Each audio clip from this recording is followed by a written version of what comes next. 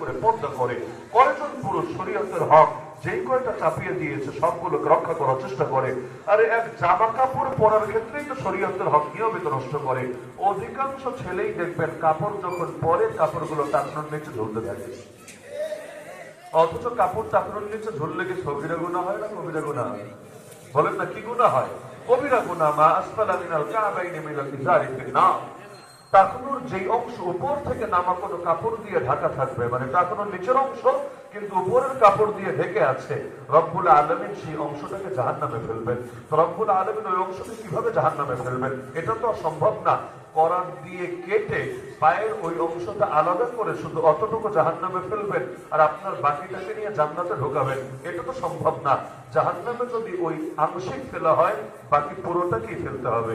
এজন্য মসজিদে যখন কাঁথা সোজা করতে বলা হয়, ওই সময় দেখবেন সবাই মিলে প্যান্টটাকে উপরে ওঠানোর চেষ্টা করে, অথচ প্যান্ট নিচে পড়া যে কবিরা গুনাহ, এটা শুধু নামাজের মধ্যে না, সব সময় দরকার ছিল কাপড়ের যখন মাপ দিবে, মাপটাই দেবে টাকনুর উপর পর্যন্ত। যেমন যে কোনো হুজুর মানুষের সেলোয়ারটা দেখেন, দুইটা চারটা যদি আর ব্যতিক্রম থাকে, ওগুলো হুজুর নামের কলঙ্ক ছাড়া কিছু না। এছাড়া যে কারো আপনি একটু প্যান্টের দিকে, প্যান্ট তো পরে না, সালোয়ারের দিকে তাকিয়ে দেখেন না, দেখবেন মাপটাই দিয়েছে এমন ভাবে, আলাদা করে তাকে ভাঁজ করে উঠাতে হবে না। কারণ ভাঁজ করতে মনেই থাকবে কখন, আবার ভাঁজ না করলে, ভাঁজ একবার করলে কিয়ামত পর্যন্ত যাবে তা না, খুলে যেতে পারে। এক মুহূর্তের জন্য যাতে এমন না হয় যে আমার দ্বারা কোনো কবিরা গুনাহ হয়ে গিয়েছে, এটাই তো মুসলমানের হওয়া উচিত ছিল। তাহলে এই কাজটা যে করছে সার্বক্ষণিক গুনাহের মধ্যে লিপ্ত আছে। নারী, কয়জন নারী শরীয়তসম্মত হক আদায় করে? ঘরের মধ্যে পর্যন্ত যাদের সামনে যেটা আল্লাহ নিষেধ করেছেন, যেমন দেবর, দেবরের থেকে পর্দা করা লাগবে নাকি লাগবে না? মাসালা আমাকে বলেন, লাগবে নাকি লাগবে না? যতই যুক্তি দেখ যে সে তো আমার আপন ছোট ভাইয়ের মতো। আরে ছোট ভাইয়ের মত হওয়া ভিন্ন জিনিস আর ছোট ভাই হওয়া ভিন্ন জিনিস। শরীয়ত যার ব্যাপারে পর্দা আরোপ করেছে তার ব্যাপারে পর্দা করতেই হবে। মনের মধ্যে কি আছে না আছে এটা দেখার বিষয় না, বরঞ্চ শরীয়ত যা বলেছে সেখানে ভিন্ন কোনো যুক্তি চলবে না।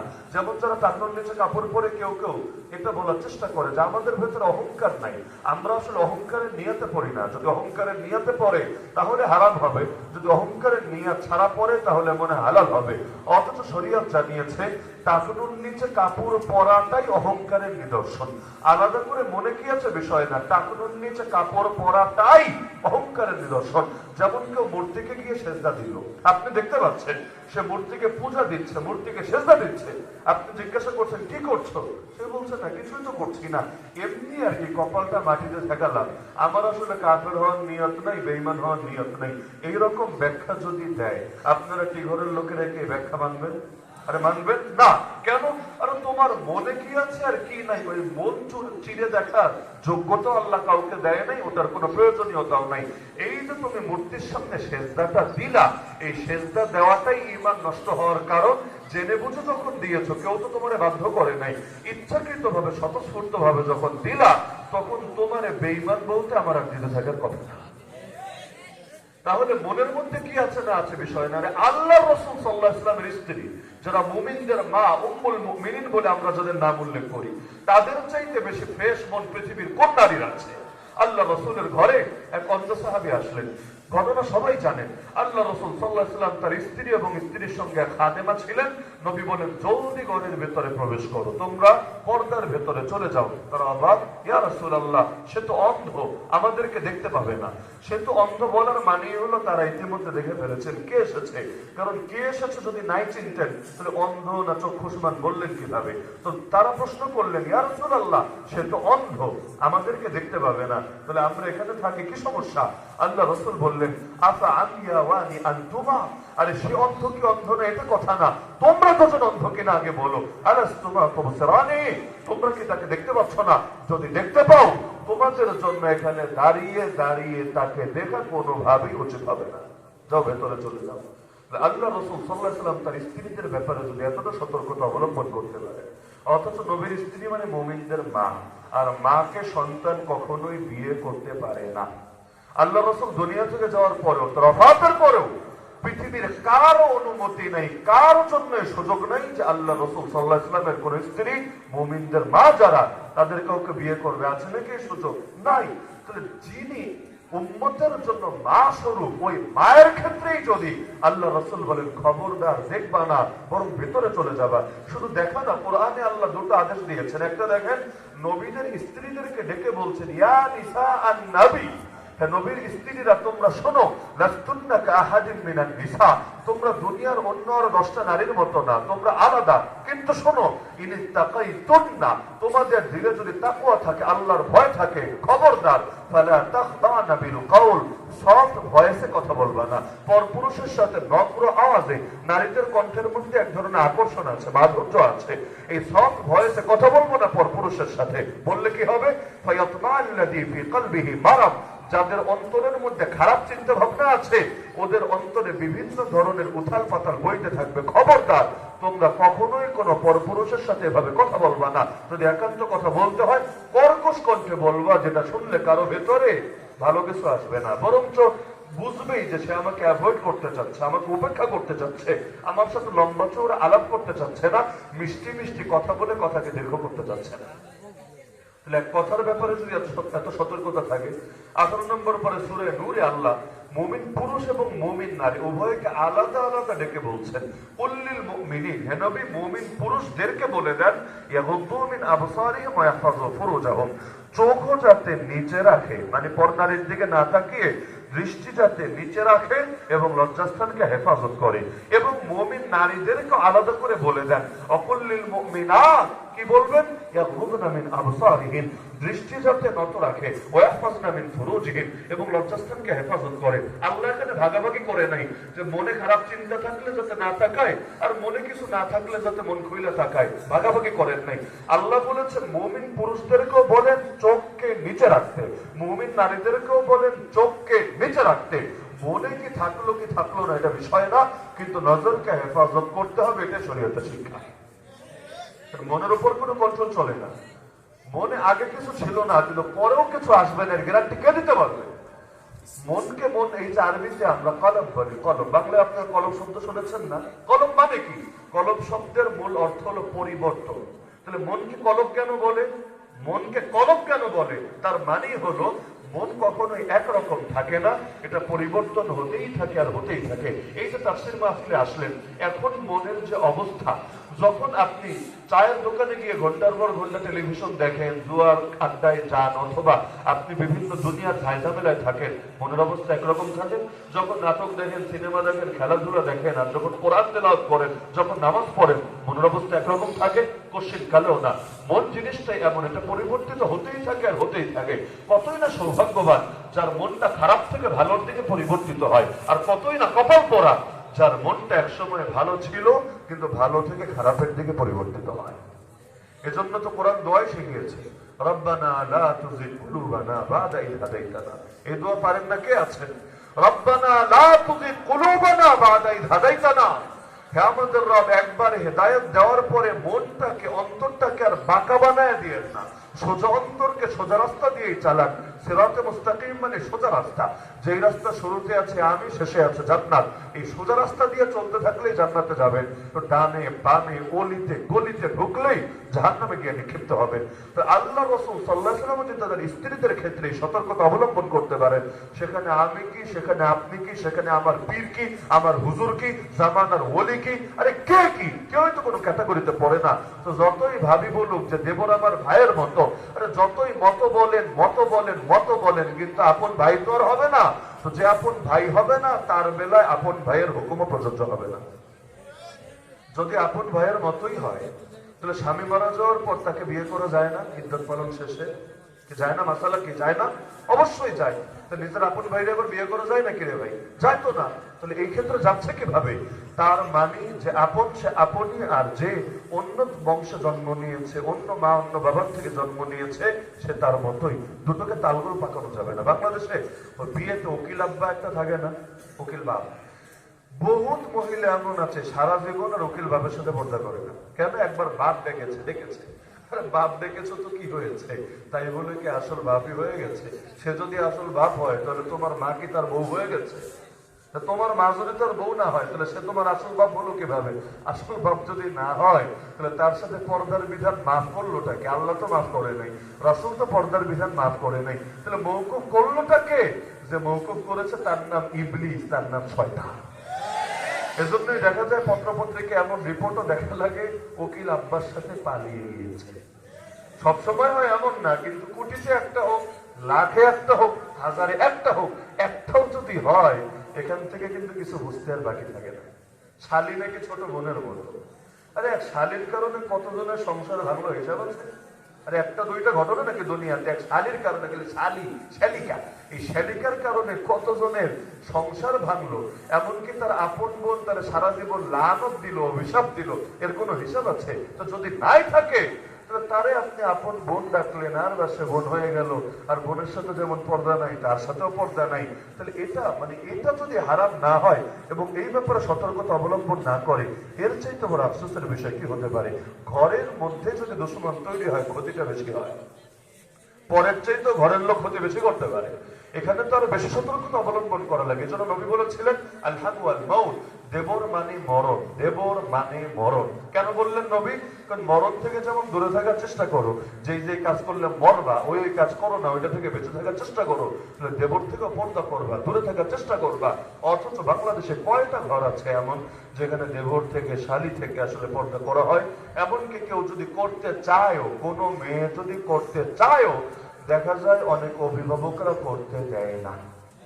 তাদের আপত্তি, আরে এত বুজুর্গি ভালো না, এত সাধু হওয়া ভালো না, তোমাদের মনেই সব সমস্যা, এই যুগের হুজুর রাখাল ইসলামটাকে কঠিন বানায় ফেলছে, আরে মনটা ক্লিয়ার রাখলেই চলে। মা মানে গায়ের জোরে একেবারে হারামকে হালাল বানায় ছাড়বে, ওর গায়ের শক্তি দিয়া হারামকে হালাল বানায় ছাড়বে। আফসোসের বিষয়, বড় আফসোসের বিষয়, গায়ের জোর দিয়া কখনো হারাম হালাল হবে না, হালাল হারাম হবে না। যা হারাম তা হারামই থাকবে, যা হালাল তা হালালই থাকবে। বাংলাদেশের সরকার কতগুলো পতিতালয় খুলে রেখেছে, লাইসেন্স দিয়ে রেখেছে, পুলিশ দিয়ে পাহারাদারির ব্যবস্থা করে রেখেছে, যেগুলোর মধ্যে জুয়াও চলে, মাদকও চলে, আর জিনা তো চলতেই থাকে অল টাইম। তো সরকার এগুলোকে বৈধতা দিয়েছে, নিরাপত্তা দিয়েছে, তো কি হয়েছে? তাই বলে কি ইসলামের শরীয়তও হালাল হয়ে গেছে? ইসলামের শরীয়তে হারাম ছিল, হারাম আছে, হারাম থাকবে। আর দুনিয়ার সব সরকার মিলেও যদি পতিতালয়কে হালাল করতে চায়, হালাল হবে না, বরঞ্চ ওদের ক্ষমতাই হারাম হয়ে যাবে।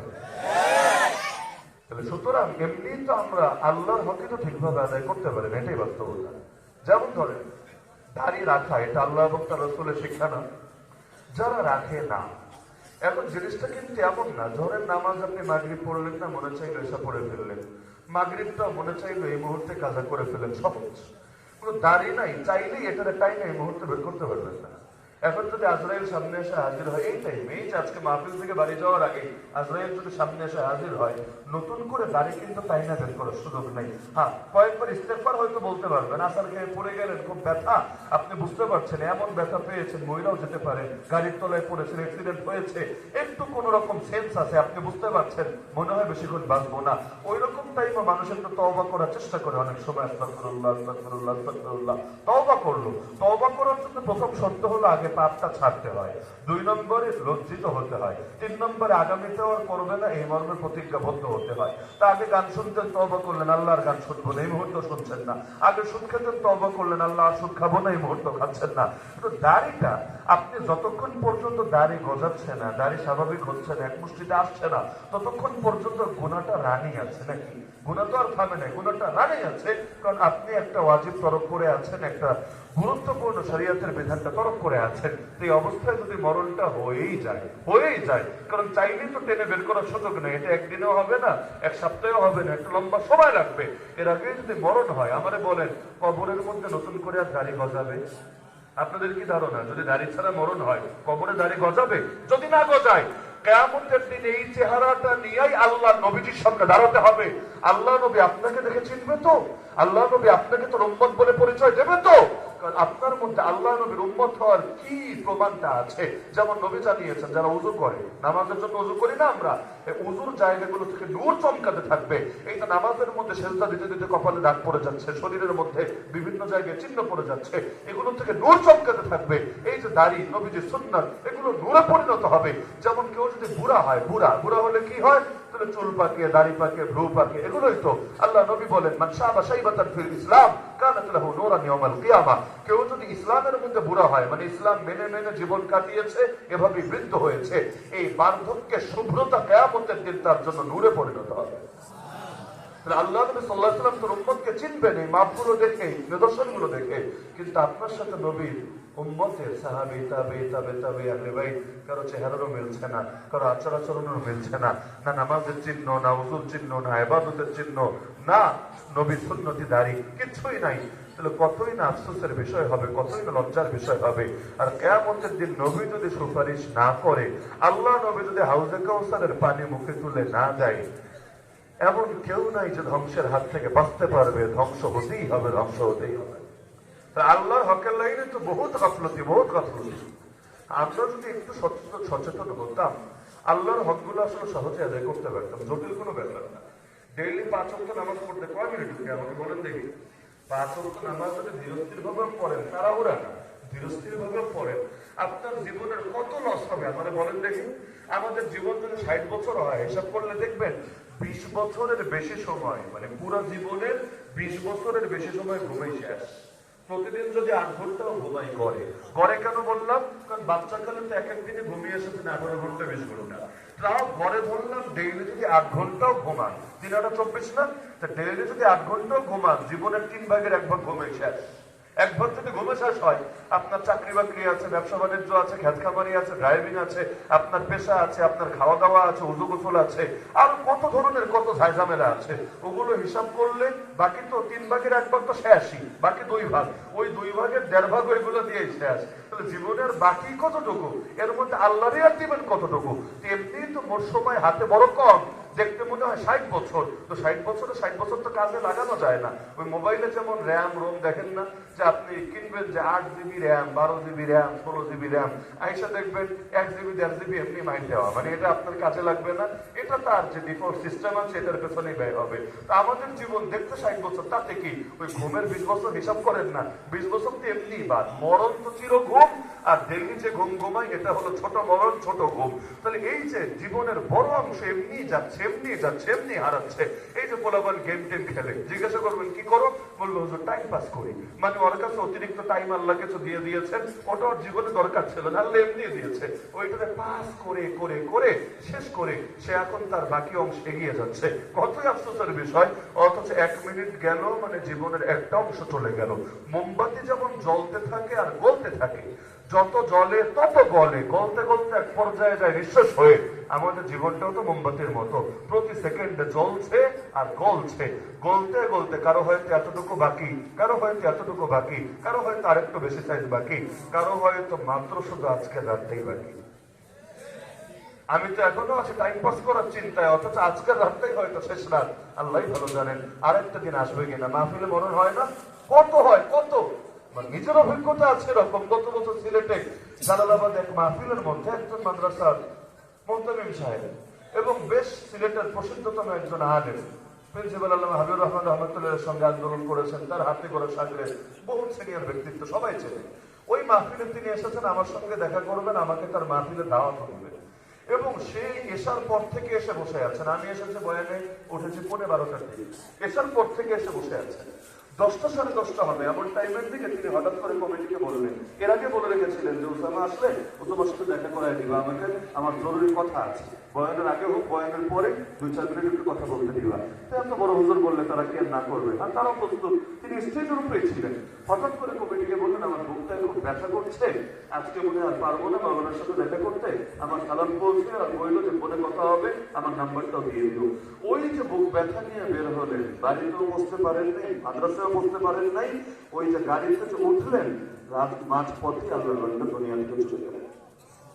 মানে ওই মাহফিলে কেউ চোখের পরে ধরে রাখতে পারে না যে সবার সামনে একটা মানুষ স্টেজে বসে থাকলে সবার নজরেই পড়ে, একটু আগে এখানেই ছিল, মনোযোগ দিয়ে কথা শুনছিল, সবার সাথে কি হাসি মুখে কথা বলছিল, বাড়িতেও ফিরতে পারলো না, মাদ্রাসাও ফিরতে পারলো না, রাতটাও কাটলো না। এর মধ্যে আল্লাহর বান্দা, আমি বয়ানে ওঠার আগে খবর আসলো দুনিয়াতে আর নাই, ইন্তেকাল করেছেন। ওই মানুষ ধরাধরি করে রাস্তা থেকে মেডিকেল নিয়ে গিয়েছিল, ডাক্তারও বলেছেন আর বেঁচে নাই, সরি কিছু করার নাই, তিনি ডেড হয়ে গিয়েছেন। ওরে মাহফিলও দোয়া হয়েছে। তো জীবনটা তো এমনই, কে যে কখন যাবে এক আল্লাহ ছাড়া কে জানে। প্রস্তুতি নেওয়ার জন্য আমরা তো ধরে রেখেছি না বহুত সময় বাকি আছে, প্রস্তুতি নিয়ে নিব। আরে সময়টা যে আছে কি নাই বুঝবো কিভাবে? নিশ্চিত জানা থাকলে না তো একটা ব্যাপার ছিল যে আমার মোট 60 বছর আছে, তো 50 বছর যা করার করি, বাকি 10 বছর হাসান বছরই হয়ে কাটবো। যদিও এটা জানা থাকলে একটা ভুল ছিল, কারণ 50 বছর পাপের পর অন্তরে মোহর পড়ে যায় কিনা, আর তওবার তৌফিক হয় কিনা, নাকি মনটা একেবারে নষ্ট হতে হতে এরপর ওই গুনাহের প্রেমেই পড়ে যায়, আর গুনাহটাই ভালো লাগা কাজ করে, আল্লাহ ভালো জানে। তারপর উচিত ছিল না, কিন্তু আমরা তারও স্পষ্টতায় হতে পারে তওবা করেনি, তৌফিক হবে না, তার আগে আজরাইল চলে আসবে আমার দুয়ারে। এই দেশে কি খালি মুরব্বীরাই মারা যায়, জোয়ানরা মরে না?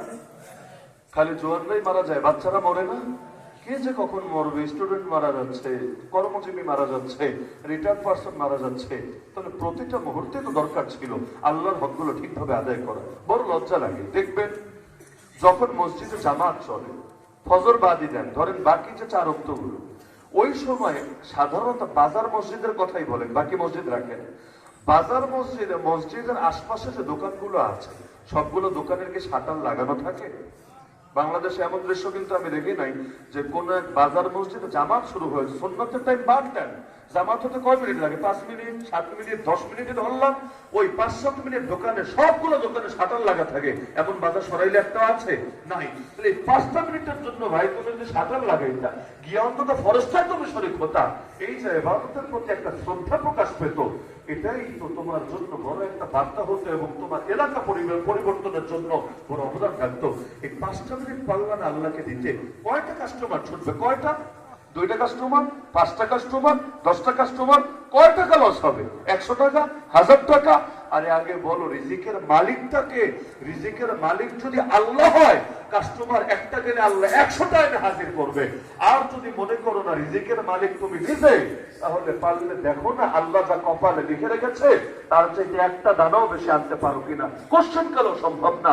মানুষ পাপের পথেই চলুক আর পুণ্যের পথেই চলুক, হালালের পথেই চলুক আর হারামের পথেই চলুক, কপালে যা লেখা আছে তাই, বাড়বেও না কমবেও না। একটা দানা বাকি থাকতে আজরাইলও জান কবজ করতে পারবে না। সব যদি সুনির্ধারিত হয়, আমার দোকান দিয়ে কয় টাকা আসবে, এটা আমার জন্মের আগেই সুনির্ধারিত। যদি সুনির্ধারিত হয়, তাহলে এই হুদাই কাস্টমারের জন্য আমি নামাজটা কেন ছাড়বো? আমি ওই টাইমটা অন্তত শাটারটা বন্ধ না করে নামাজের প্রতি অশ্রদ্ধা, অভক্তি এবং অমর্যাদা, অবমাননা কেন প্রকাশ করব? এটা তো কোনো যুক্তির কথা হতেই পারে না। আরে অনেক এলাকায় দেখে সাপ্তাহিক বন্ধের দিন থাকে বাজারে, যে ওই দিন বাজার বন্ধ থাকে। কেউ যদি একজন খুলতে চায়, সবাই মিলে অরে ধরে না, বন্ধের দিন তুই খুলতে পারবি না, তুই খুলবি আর সব কাস্টমার তুই নিবি, আর আমরা কি করবো? তাহলে এটা আমাদের লস। এখন সবাই যখন জানবে এই দিন বন্ধ, ওই দিন কাস্টমার আসবে না, আগের দিন কিনবে, নাহলে পরের দিন কিনবে, সবার লাভ হবে। তো একা মাঝখান দিয়ে ব্যবসা করতে পারবি না। তাহলে দুনিয়ার মানুষে এতটুকু বোঝে যে আমি যদি নির্দিষ্ট টাইম, যেই সময় নিষেধ করা হয়েছে দোকান খোলার, ওই টাইমে খুললে আমারে এসে পাকড়াও করবে, সেখানে রব্বুল আলামিনের বোঝা উচিত না? নাউযুবিল্লাহি মিন যালিক। রমজানে পর্যন্ত বাংলাদেশে হোটেলগুলো খোলা থাকে, আর উপর দিয়ে একটা কাপড় লাগে। আরে কাপড় লাগালে কি হবে? আল্লাহ দেখবে না? কাপড় লাগালে কি হবে? কিরামান কাতিবিনা লিখবে না? কাপড় লাগালে কি হবে? ফেরেশতা